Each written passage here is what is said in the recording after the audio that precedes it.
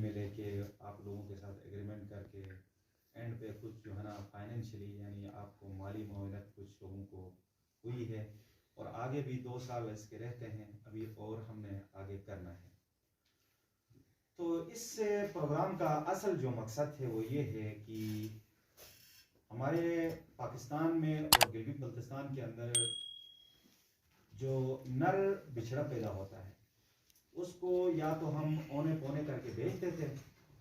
یا ہم شروع کے دنوں میں ہی 10-15 دن میں 20 دن میں ہم اس کو ذبح کرتے تھے۔ تو اس کا نقصان یہ تھا کہ اگر جب بیچ دیا تو لینے والا کے پاس وہ ظاہری بات ہے ذبح کرنے کے لیے لیتا تھا، اور جب میں بیچتا تھا تو میں اپنی مجبوری کے تحت بیچتا تھا، مجھے پیسے چاہیے ہوتے تھے۔ تو بہرحال بیچنے والے کو، جو بندہ بیچتا ہے اس کو پیسے کم ملے، جو بندہ لے کے